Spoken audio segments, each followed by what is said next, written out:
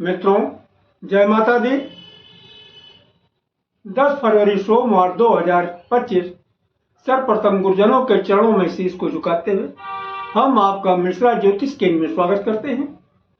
हम आपको काशी हिंदू विश्वविद्यालय से प्रकाशित विश्व पंचांग के आधार पर सटीक जानकारी देंगे एवं शीघ्र सफलता दिलाने वाले चमत्कारी सुमुहूर्त की भी जानकारी देंगे। पूरी जानकारी प्राप्त करने के लिए हमारे साथ वीडियो में अंत तक बने रहिएगा। अभी तक आपने हमारा चैनल नहीं सब्सक्राइब किया है तो प्लीज वीडियो शुरू करने के पहले मिश्रा ज्योतिष केंद्र को सब्सक्राइब अवश्य कर लीजिएगा और बेल आइकन की घंटी बजा दीजिए, क्योंकि आपका एक सब्सक्राइब हमारे लिए महत्वपूर्ण है। हम आपको बधाई देते हैं जिनका कि आज जन्मदिवस है। हम आप लोग को हार्दिक शुभकामनाएं दे रहे हैं जिनकी कि आज मैरिज एनिवर्सरी है। हम आप लोगों को यानी जो इस वीडियो को देख रहे हैं इनकी दिक्कत परेशानी दूर हो, माता रानी से विनती करते हैं। 10 फरवरी सोमवार 2025 श्री सुसंवत 2081 शक संवत 1946 सूर्य उत्तरायण शिशिर ऋतु माघ मास शुक्ल पक्ष त्रयोदशी तिथि शाम को 6:48 तक रहेगी। तदुपरांत चतुर्दशी तिथि आरंभ हो जाएगी। पुनर्वस नक्षत्र शाम को 6:08 तक रहेंगे। तदुपरांत पुष्य नक्षत्र आरंभ होगा। प्रीत योग दिन में 11:01 तक रहेगा। तदुपरांत आयुष्मान योग आरंभ हो जाएगा। कौलोकरण प्रातः 7:14 तक। तैतिल करण शाम को 6:48 तक रहेंगे। चंद्रमा मिथुन राशि में रहेंगे। दिन में 12:11 पर कर्क राशि में प्रवेश करेंगे। चंद्रवास पश्चिम दिशा। दिन में 12:11 पर चंद्रमा उत्तर दिशा में प्रवेश करेंगे, यानी सन्मुख चंद्रमा यात्रा आपके लाभकारी होती है। तो आज पश्चिम की दिशा की यात्रा आपके लिए सफलतादायक है और दिन में 12:11 के बाद में उत्तर दिशा की आप यात्रा करते हैं वो आपके लिए लाभदायक साबित होगी। दिशा सूत्र पश्चिम दिशा। परिहार दर्पण। आज पूर्व दिशा की यात्रा आपके लिए करना ठीक नहीं है। पूर्व दिशा की यात्रा करना आपके लिए अति आवश्यक है, तो आप दर्पण देख के यात्रा आरंभ करें, सफलता के योग बन जाते हैं। सूर्योदय प्रातः 6:28 पर होंगे। सूर्यास्त शाम को 5:32 पर है। ब्रह्म मुहूर्त का समय आज प्रातः 4:52 से आरंभ होगा, यानी अध्ययन पूजन पाठ ध्यान के लिए ब्रह्म मुहूर्त का समय उचित है। अभिजीत मुहूर्त दिन में 11:36 से 12:25 तक रहेंगे। अभिजीत मुहूर्त में जो भी कार्य किए जाते हैं उसमें आपको सफलता हासिल होती है। गोधूल मुहूर्त शाम को 5:20 से 5:44 चलेंगे। गोधूल मुहूर्त में घर के अंदर झाड़ू लगाना और सोना ये दोनों काम अशुभ माने जाते हैं। और चंद्रास्त 5:49 तक रहेंगे। राहु काल प्रातः 7:30 से 9 बजे तक। गुलिक काल दिन में 1:30 बजे से 3 बजे तक। यमगंड काल प्रातः 10:30 से 12 बजे तक। यात्रा अथवा कोई भी शुभ कार्य राहु काल में न करें, क्योंकि राहु काल में जो भी कार्य किए जाते हैं कदम कदम पे दिक्कत और परेशानी उठाना पड़ता है, यहाँ तक कि आपको असफलता हाथ लगती है। अगर कोई शुभ काम करना है या यात्रा का आरंभ करना है तो आप गुलिक काल में कार्य शुरू करें या हमारे बताए गए शीघ्र सफलता दिलाने वाले चमत्कारी शुभ मुहूर्त में कार्य की स्टार्टिंग करते हैं तो यकीन मानिएगा आपको बहुत जल्दी कामयाबी हासिल होगी। आज सोम प्रदोष व्रत किया जाएगा बाबा भोलेनाथ का।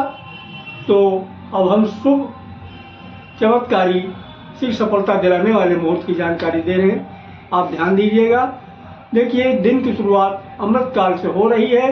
अमृत काल का बाद शुरू हो रहा 6 बजे से और 6:24 तक रहेगा। प्रत्येक कार्य के लिए सुसमय है। युवा की शुरुआत हो रही है 6:24 से 6:48 तक रहेगा। किसी भी कार्य के लिए शुभ अनुकूल समय है। प्रौढ़ की शुरुआत हो रही 6:48 से 7:12 तक रहेगा। किसी भी कार्य के लिए समान शुभ समय है। वृद्ध की शुरुआत हो रही 7:12 से 7:30 तक। किसी भी कार्य के लिए साधारण अनुकूल समय है। आगे फिर अमृतकाल रिपीट किया।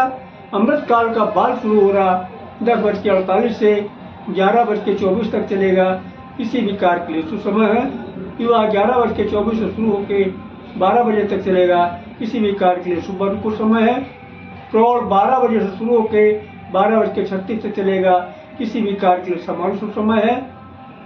वृद्ध 12:36 से आरंभ होकर 1:12 तक चलेगा, किसी भी कार्य के लिए साधारण अनुकूल समय। आगे फिर अमृतकाल रिपीट किया। अमृतकाल का बाल शुरू हो रहा 3:36 से 4 बजे तक चलेगा, किसी भी कार्य के लिए शुभ समय है। युवा 4 बजे से आरंभ होकर 4:24 तक चलेगा, किसी भी कार्य के लिए अनुकूल समय है।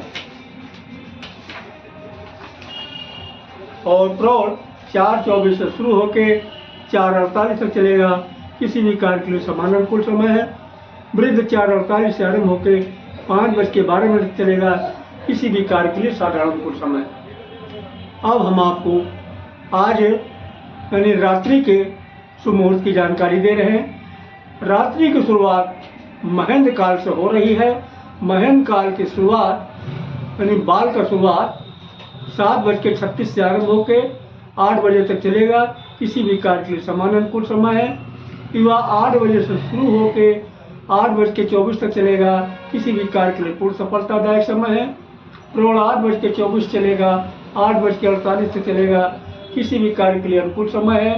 वृद्ध 8:48 से आरंभ होकर 9:12 तक चलेगा, प्रत्येक कार्य के लिए समान अनुकूल समय। आगे फिर अमृतकाल रिपीट किया। अमृतकाल का बाल शुरू हो रहा 9:12 से 9:24 तक चलेगा, प्रत्येक कार्य के लिए शुभ समय है। युवा प्रारंभ होगा 9:24 से 9:36 तक चलेगा, किसी भी कार्य के लिए शुभ का अनुकूल समय है। प्रौढ़ 9:36 से शुरू होकर 9:48 तक चलेगा, किसी भी कार्य के लिए समान शुभ समय है। वृद्ध 9:48 शुरू होकर 10 बजे तक चलेगा, किसी भी कार्य के लिए साधारण अनुकूल समय। आगे फिर अमृतकाल रिपीट किया। अमृतकाल का बाल शुरू हो रहा 1:12 से 1:36 तक चलेगा, प्रत्येक कार्य के लिए शुभ समय है।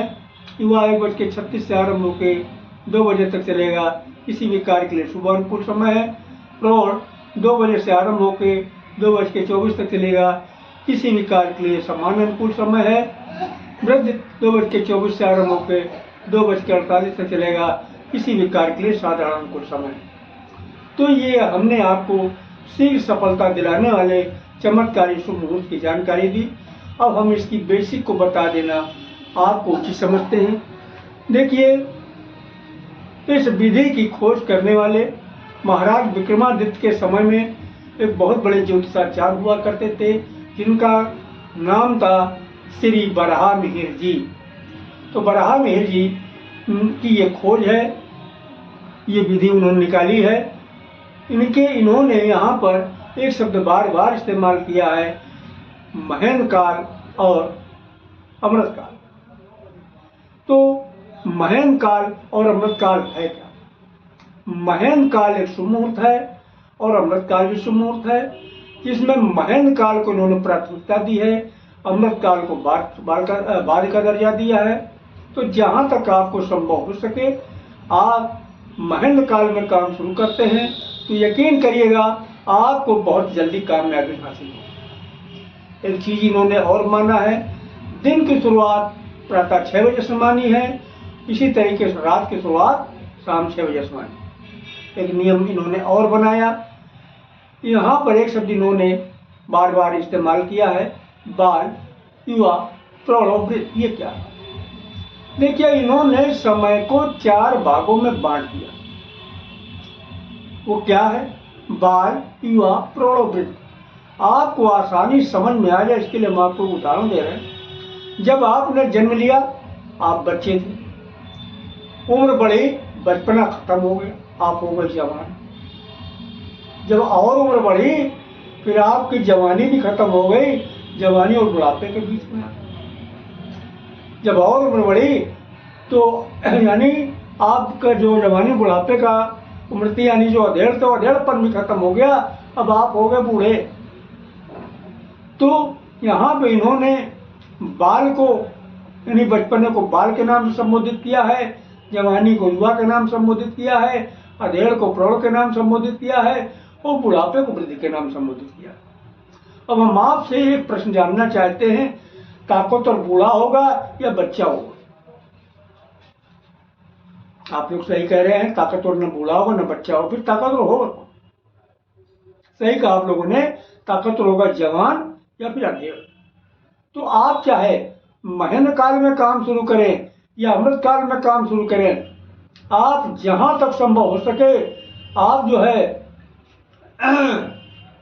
युवा या प्रौढ़ा में काम शुरू करते हैं तो यकीन करिएगा आपको बहुत जल्दी कामयाबी हासिल हो।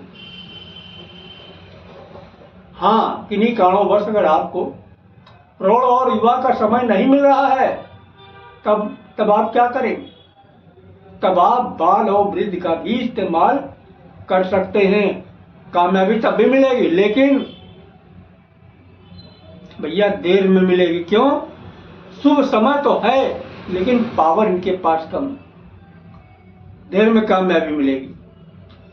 तो अगर आप हमारे द्वारा अपनी जन्म कुंडली का विश्लेषण कराना चाहते हैं, उसके लिए आपको मामूली सा शुल्क पे करना होगा। उसे आप हमारी मेहनताना समझ सकते हैं। हमारा संपर्क सूत्र इस प्रकार है, मोबाइल नंबर 9807225523, मिश्रा ज्योतिष केंद्र, कानपुर, उत्तर प्रदेश। हमारे द्वारा दी गई जानकारी आपको अच्छी लगी तो मिश्रा ज्योतिष केंद्र को सब्सक्राइब करें, लाइक करें, अपने इष्ट मित्रों में अधिक से अधिक शेयर करें। महाकाल के भक्त हैं तो हर हर महादेव, और माता भक्त हैं तो जय माता दी लिखें। माँ पार्वती और भोलेनाथ मिलके आपको बहुत जल्द सफलता प्रदान करेंगे। जय माता दी।